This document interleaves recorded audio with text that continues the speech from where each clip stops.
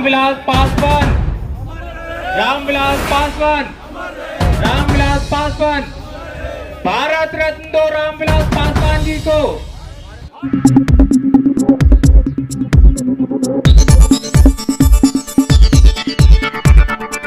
के लिए ये धरना स्थल जंतर मंतर को हम लोगों ने इसलिए चुना कि हमारे नेता, जन जन के नेता, देश के सर्वश्रेष्ठ नेता माननीय रामविलास पासवान जी जो पद्म भूषण से सम्मानित हैं, उनकी आज जयंती है।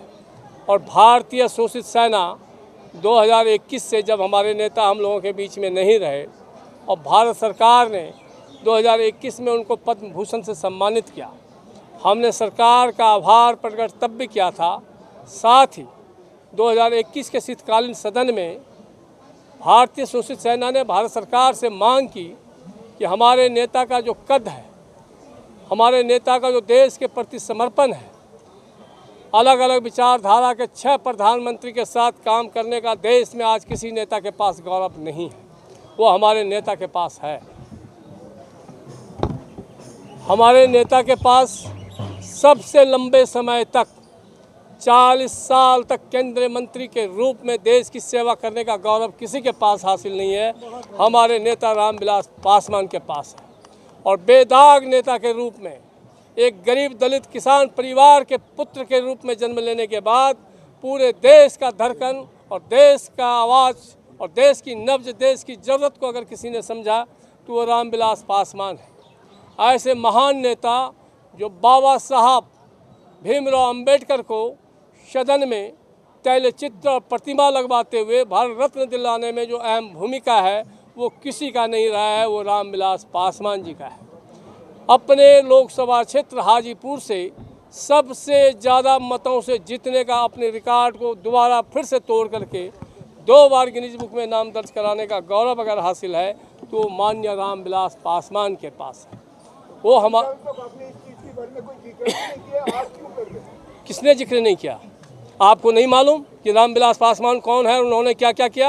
आप पत्रकारिता करते हैं, आपको मालूम होना चाहिए। आप अगर ये कह रहे हैं कि किसी को नहीं मालूम, देश का जो आदमी कहता है कि किसको नहीं मालूम, मैं कह रहा हूँ, मैं 2021 से जब हमारे नेता हमारे बीच नहीं रहे, मैं तब से लगातार आवाज़ को उठा रहा हूँ, हर शीतकालीन सदन में उठा रहा हूँ, और वो सरकार के रिकॉर्ड पे भी है। और आप अगर पत्रकारिता धरना स्थल जंतर मंतर से करते हैं तो आपके रिकॉर्ड में भी हमारा चेहरा और हमारी आवाज़ कैद होनी चाहिए। अगर ये नहीं है तो ये आपकी कमी है, वो हमारी कमी नहीं। यानी जी, फिर भी हम जानना चाह रहे हैं कि जिस तरह से रामविलास पासवान जी के बेटे चिराग पासवान भी केंद्र में मंत्री हैं, तो आप सीधे चिट्ठी लिख के या हमने चिट्ठी लिख करके सिर्फ उनके पुत्र चिराग पासवान को नहीं दिया है, कारण ये पुत्र की ही सिर्फ जिम्मेवारी नहीं बनती है, वो देश के लाल थे।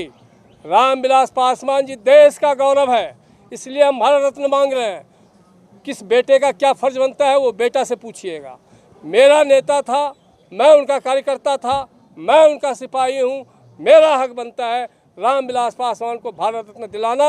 और जब तक भारत सरकार भारत रत्न नहीं देगी, सुभाष बिहारी का सांस जब तक रहेगा, तब तक हमारा यह संघर्ष जारी रहेगा। और अभी तो दिल्ली की धरती से है, मैं देश के हर राज्य में जाऊंगा, हर कस्बे में जाऊंगा, हर गांव में जाऊंगा और रामविलास पासवान को भारत रत्न देने पे मजबूर कर दूंगा भारत सरकार को, नहीं तो भारत सरकार को घुटने पे ला दूंगा। मैं रामविलास पासवान का विचारक हूँ, रामविलास पासवान का अगुवाई हूँ। जिस रामविलास पासवान ने बाबा साहब को सम्मान दिला सकता है, बाबू जगजीवन राम को सम्मान दिला सकता है, रविदास को सम्मान दिला सकता है, उस रामविलास का सम्मान दिलाना हम तमाम देशवासियों का और एक एक देश के कार्यकर्ता और सिपाही की जिम्मेवारी बनती है, चाहे वो किसी भी राजनीतिक पार्टी से हो, किसी भी सामाजिक संगठन से हो। हमारा कर्तव्य और हमारा धर्म बनता है कि रामविलास पासवान जी ने जैसे सर्व समाज की लड़ाई लड़ा, सबके लिए आवाज़ उठाया, सबको न्याय दिलाने का काम किया, वैसे ही हम सबको मिल करके रामविलास पासवान जी को सम्मान दिलाने की ज़रूरत है, रामविलास पासवान जी को भारत रत्न दिलाने की ज़रूरत है।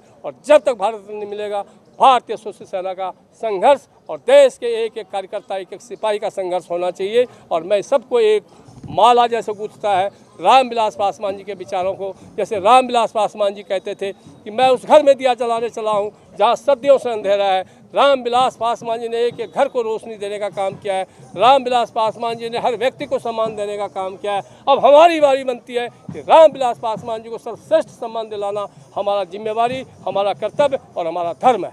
एक सवाल ये है कि आप मान क्यों रहे हैं अवार्ड?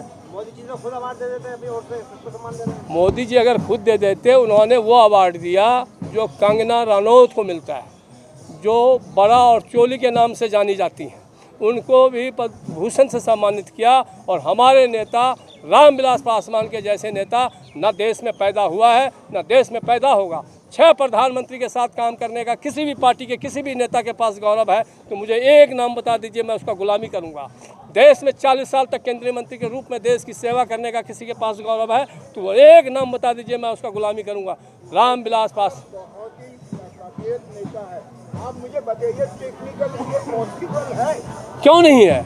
आप जब किसी को दे सकते हैं तो रामविलास पासवान को क्यों नहीं? इसलिए कि वो दलित है, इसलिए कि वो एक गरीब और किसान परिवार में जन्म लिए थे। नहीं तो रामविलास पासवान जी किस दायरे में नहीं आता है भारत रत्न लेने के लिए? मुझे वो कारण बता दे, हम भारत सरकार का गुलामी करेंगे। और अगर रामविलास पासवान जी सब क्षेत्र से अव्वल हैं, रामविलास पासवान जी को भारत रत्न मिलना चाहिए। मेरा ये विरोध नहीं है कि उसको भारत रत्न क्यों दिया, आप किसी को भी भारत रत्न दीजिए, हम उससे खुश होते हैं। लेकिन रामविलास पासवान जी उन सभी से अव्वल है। रामविलास पासवान जी ने सबको सम्मान दिलाने का काम किया है। रामविलास पासवान ने सबके अधिकारों का आवाज़ को बुलंद करने का काम किया है। इसलिए अब हमारी जिम्मेवारी बनती है रामविलास पासवान जी के, अगर हम सच्चे सिपाही हैं, जब जीना है तो मरना सीखो, कदम कदम पर लड़ना सीखो, जुर्म करो नहीं, जुर्म सहो नहीं, ये हमने रामविलास पासवान से सीखा है। ज्ञापन आप सौंप रहे हैं भारत रत्न के लिए? पासवान जी की जयंती बनाई, कोई भी केंद्रीय मंत्री या सरकार का कोई प्रतिनिधि नहीं आया। हमने जितने बैनर में फ़ोटो देख रहे हैं उस सभी को हमने निमंत्रण दिया। अब किसने इसको जायज़ समझा, या मैं भी मानता हूँ, मैं उस पार्टी का कार्यकर्ता भी था। मैं रामविलास पासवान जी के टाइम में जब मेरी मूछें नहीं आ रही थी तब से रामविलास पासवान जी के साथ मैंने काम किया है। और मैं एकलौता ऐसा कार्यकर्ता हूँ जो मैंने तीनों भाई के साथ काम किया है। उनके पुत्र जो आज केंद्रीय मंत्री हैं वो हम लोगों के साथ में खेलते थे फुटबॉल और खेलते थे, हमने वो उनका बचपन भी देखा है। लेकिन उनकी जिम्मेवारी क्या बनती है वो जाने, वो उनसे क्वेश्चन कीजिएगा। हम कार्यकर्ताओं का, हम देशवासियों का, जिसके लिए रामविलास पासवान जी ने पूरा जीवन समर्पित कर दिया, हमारी जिम्मेवारी क्या बनता है, हमारा अधिकार क्या बनता है, हमारा धर्म क्या कहता है, उस बात को हम जानते हैं। और सुभाष बिहारी की जब तक सांस रहेगा तब तक रामविलास पासवान को भारत रत्न दिलाने की लड़ाई लड़ेंगे।